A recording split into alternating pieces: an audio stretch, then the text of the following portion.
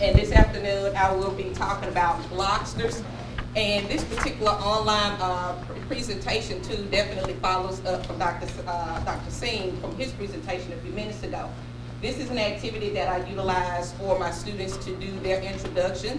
Of course, in an online environment, we're constantly emailing and chatting back and forth, but it's rare that we actually get to see their face. The only time we can actually see their face is if we ask them to actually put their picture on the top of most of their assignments.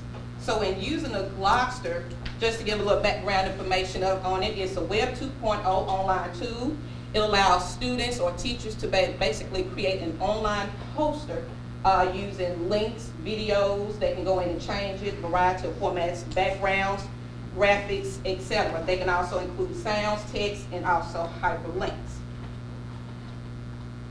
If you look on the packet that I've given you, there's a QR code on the top. And if you scan this QR code, it will take you straight to its introductory website. And for those that may have heard of Glogsters, for those that are new to Glogsters, there's a short little video that I will play real quick, and it'll just kind of give you an overview or visual on Glogsters.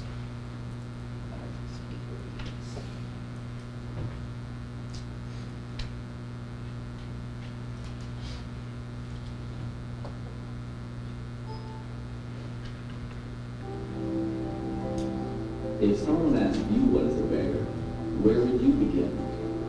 Perhaps you could use Wikipedia to describe where bears live and what they eat. Or maybe you could use Google Images to show what different types of bears look like, or YouTube videos to show bears interacting in their natural habitats. The internet is full of useful resources, not to mention your own text, pictures, sounds, and videos. But what if you could have all this content in one place? With a blog, that's exactly what you get. With thousands of blogs categorized by subject and endless ways of expressing ideas, the Multimedia library makes it easier to find exactly what you're looking for. Our structured and approved digital content for learners allows anyone to find and share information in our libraries, as well as get inspiration for creating new blogs. Why wait? Start blogging. And how would you describe a bear? So that's a brief overview of Glogsters, and I will also go through some more examples. But using it as a teacher too, not only can this be utilized in the online environment, it can also be utilized in the regular classroom as well. A lot of time we know when we have students to do presentations or posters, we know a lot of time they'll go and get that bendable poster that you just post up on the wall. But if you want to utilize something electronic that they don't have to spend any money on, that they can actually send you a link to, the Glogster would definitely be a great example. They can present their lessons with links, audio, videos. We know most of our students are definitely tech savvy, so they would definitely enjoy researching and embedding different links. The tool encourages students to gather their information, synthesize and remix it, then create their own original presentation. When we look at some examples, either they can start from scratch by embedding their own backgrounds, their own templates, or they can work from existing templates in all different areas. They're also a fun way to learn as well as engage students in learning, and that's the key thing that we want to do. We want to make sure that they're engaged. In addition, it's an excellent alternative to the regular traditional poster. Once again, it's a 21st century twist, actually allowing them to utilize the internet and also online interactive sources. They look good to students and also the teachers once completed their final product. And of course, it can be presented via the interactive whiteboard, and it also can be sent via a link. It can be embedded in a website or in a wiki or in discussion boards or whatever platform that you may be using.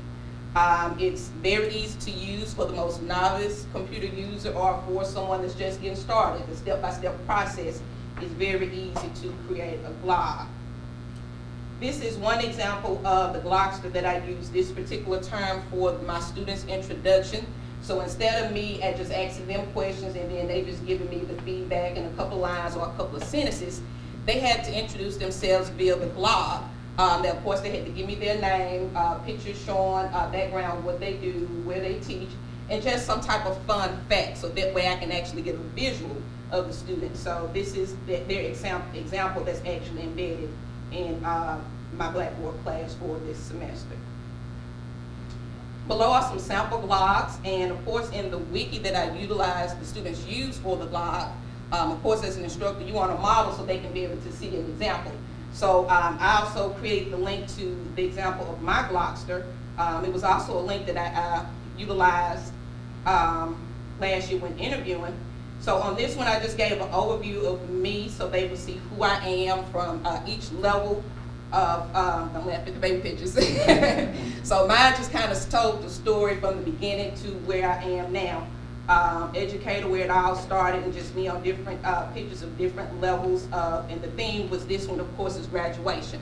So starting in preschool, going all the way up to where I am now. I did include one video, and of course they can click on it. I don't know if it'll come up just a little bit. But of course, well, a lot of times when I'm talking to people and I say work at JSU, they're like, oh, Jackson State University. But of course, that's where I got my bachelor's and my master's from. But I'm like, no, Jacksonville State University. So of course, JSU is the first JSU to come to mind in Mississippi. So that's just a little preview overview of my Glogster that I embedded so they can kind of see what I was asking for. I did have several students that did really good jobs on their Glogsters, and I'll pull up a couple examples of theirs. Okay. Ms. Ward, of course, as you can see, she's an, I think a PE teacher and coach. So she gave her little background about her, where she got her degrees from, some pictures of her and her students, her basketball players.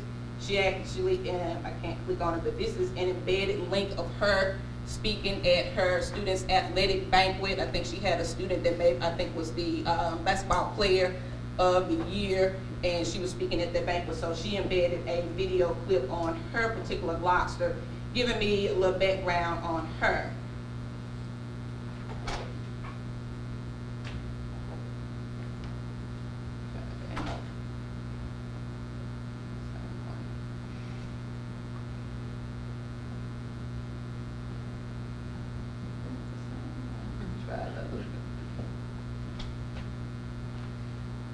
Okay. This is another example of a Glogster. Mr. Shine giving me a little bit of information about him, his daughters, what he enjoys doing, coaching golf, etc. Just some little quotes and pictures. Didn't include a link or any actual technology on this particular one, but still it gave me a good overview, a visual of who he is without the actual same or just responding back. And this was another example. This student, he's I think assistant principal, but was also a music teacher. So he outlined the different activities that he was involved in, and he utilized a little short clip. I can't click on it, but it just shows him walking the halls at his school. So once again, I can get a good view of who he is actually in his day-to-day processes. And then I found another example of a Glogster on this particular one. This student used it for a project looking at the different forms of assessment. So in this one, she was comparing the different forms of assessment. And of course, it basically just tells a visual story that you can actually see, and also several interactive components. And she also has a video embedded within her example as well.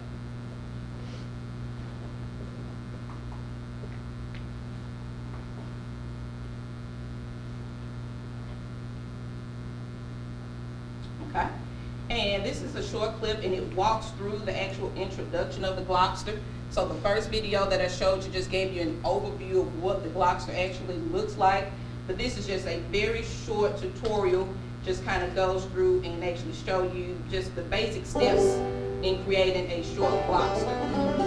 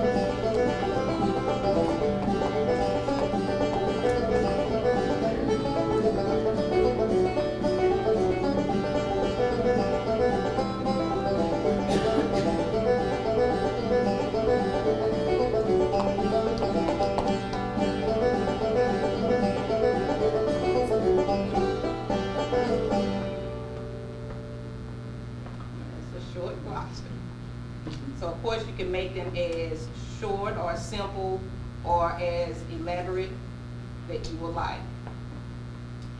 To set up accounts, once again, if you use the QR code that's on the front of the packet, it would take you straight to the Glogsters website where you can create your account. You can give that information to your students to create their accounts for themselves as well. On the next page, it goes through the process of creating a new blog and a couple of steps. Just like the video just outlined, it's very simple. Once you're in and you create your account, you simply just go to create a blog. You can start new or use a particular template. And these are all of the different type of templates that they actually have on the website. So at the very top, it says blank presentations, or you may start it as a personal blog. It could be science, math, all the way down to elementary school, and then there's some with no categories. So it just depends on what type of blog that you're trying to create. They have tools and templates for all different categories. The basic layout, and this is an example of one of the layouts. We know a lot of students are into selfies, so this particular template was called Your Selfies. And so once you click on the template at the top, you will have basically your function list right here, and it'll outline all the different steps that you need to utilize in order to embed it. So if you want to change your background wall, you can click on that. You can change the wall up. If you want to insert audio, video, your graphics, and your text, then you have those particular areas that will pop up. But in this particular one, it has 2 videos already embedded and different images that can already be embedded. But of course, you can delete and insert whatever you would like into that particular layout. And once again, just the list of different options that you have to embed or upload the information that you would like on that Glogster. And then of course you can save it and publish your blog. Once it's published, you can either have it set to private or you can have it to set to public, where anyone can actually access the link and view it. For my students, once they published the blog, only thing they did, they just inserted the link inside their wiki. So I clicked on their link and then I was able to actually pull up their Glogster. And also in your packet, I know several of us are working on rubrics. So if you decide to use Glogster, I have included 3 rubrics in the back of your packet. Of course, feel free to tweak and change as needed, because the ones, several of them that I did find were more like, maybe like you have some that were on secondary, middle, elementary level. So of course I had to tweak mine in Blackboard to accommodate the different outcomes or the different levels I wanted to rate my students on in theirs before I actually embedded it in Blackboard in their assignment. When you were showing the templates, it looked like some of them were vertical, and I had never seen that before in Glogsters. That's very exciting. So they didn't just use a horizontal canvas now, that's vertical. Right. And they've changed so much even when I was putting this presentation together from when I did mine last fall. They've added so much to the website now, so they're constantly updating. Any questions? I'm just curious, where does that go? Like if you create a personal data in it, does that glog stay in there forever? In your account? Yeah, Yes. okay. It's your own personal blog. Of course, you have to sign up for it. And then, like I said, it depends. If you want it public, then anyone that may Google Glogsters or go on the website, they can look at yours and maybe use yours as a template if it's set to public. But if it's private, no one sees it. It's just in your account. And it saves it like every so many seconds. You don't have to worry about going back and losing any information. It automatically updates and saves it as you're working on it. So every time when you do your Blackboard course from fall to spring, and let's say you have the same course, and you ask Blackboard to copy your course, and you've got a glog in there showing them how to introduce themselves, does it roll over that glog this spring? Well, actually, this was my first semester using the blog as an introduction. But of course, a lot of times with the links, I like to go back and just recopy and paste or re-embed the links, because we know sometimes the links can be broken. So I'd rather just go on and just go through it myself, make sure it's working, and put the new link in myself. Just go straight to that site and copy and paste it. So they won't email, oh, the link is broken, I can't see it. So I try to remind myself, I'd rather just go in and redo the links myself. Any more questions? All right. Fantastic.